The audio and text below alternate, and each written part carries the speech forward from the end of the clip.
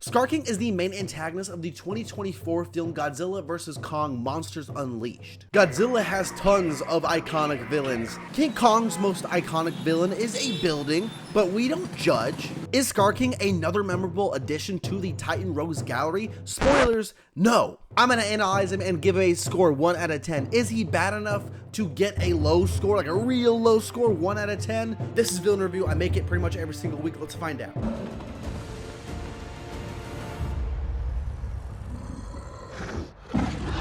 Hollow Earth is a magical place where it's always bright despite not having a sun. The other big thing it doesn't have are big monkeys. Sure, they have Kong, but it's not like there's more of them. Never mind. Turns out there's a ton of them. They're all just waiting underground for the sequel. According to legend, they'll one day be freed and take their conquest to the surface. Their leader Skar King hoping to take control of it. Why? I don't know, he's a monkey. And that's it, everybody. That's the big epic motive of Skar King. Honestly, lame as hell. Not only are these I want power and territory motives boring as hell, but it almost seems like they don't even try to make it interesting. Let's look at Mechagodzilla and Ghidorah real quick. Ghidorah wanted to be top dog, king of the monsters, if you didn't read the title of that movie. Amazing? No, but in order for him to accomplish that, Godzilla has to die. Hence, there already being a level of tension from the get-go. Mechagodzilla, yeah, he's Ghidorah again, but at least how he came to be is interesting. Skar King, no. They hype up this old battle between him and Godzilla, but we never get to see it. We never really get to learn why he wants to conquer. I guess just manifest destiny. That's the problem I think this franchise is always going to have. Their main villain is always going to be an animal, and it's hard to give an animal a good motive that's not inherently tied to their nature. They don't have personalities, so they can't have these more complex and interesting motives like humans can. Like, watch, let me guess, the next villain is gonna be Godzilla, but this time he's purple and he's gonna want power and territory. That's just the way it is.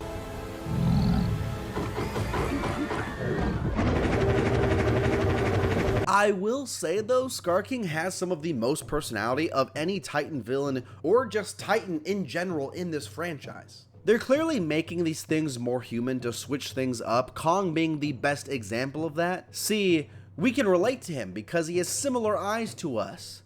And thumbs. They're smiling at each other now, giving a snarl or a smug face every here and there. The good thing is that they convey more emotion, making it easier to understand them. The bad thing, and maybe it's just me, but they're starting to become more human, less Titan-like. The original Godzilla movie in this franchise, which almost doesn't even seem like canon anymore, in that film the Titans feel like these big forces of nature. Now they seem almost more like these anthropomorphic, like Zootopia or Lion King animals. You catch Skar King's henchmen giggling at Kong, and Skar himself posting up like some sort of West Side Story. He hits this pose on Kong.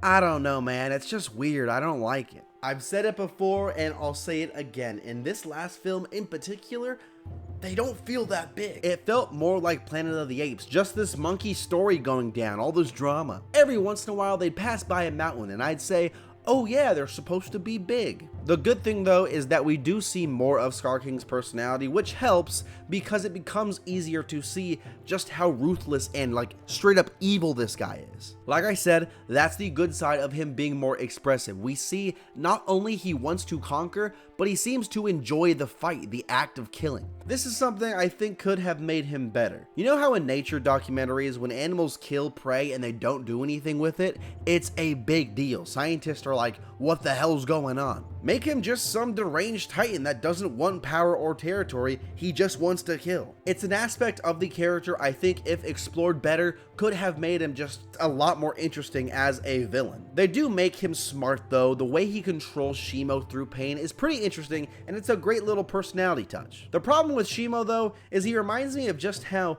the idea of Skar King was. We went from this golden three-headed dragon to Robot Godzilla to just Orange King Kong. Shimo, that's a cool design. Skar King, not so much.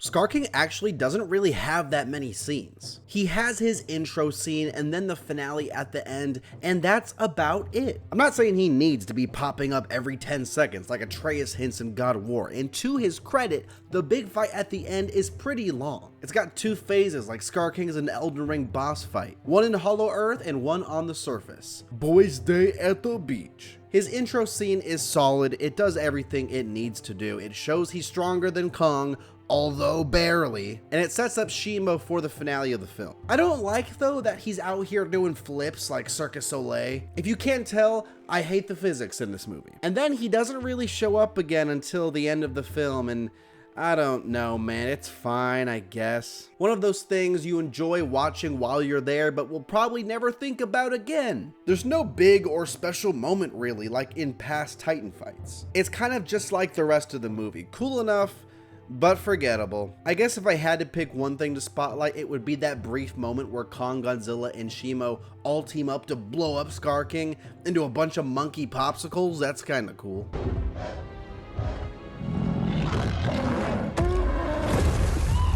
Skar King is a forgettable villain. I hate the physics in this movie, but I'm only going to sort of hold it against him. I don't like the faces he's making, the snarls, and the grins and all that stuff. He feels less like a Titan than any other villain in this franchise. There's no sense of scale, there's no sense of gravitas and epicness. I probably won't think about him really ever again moving forward, and that's okay with me. I'm gonna give Skar King a 3.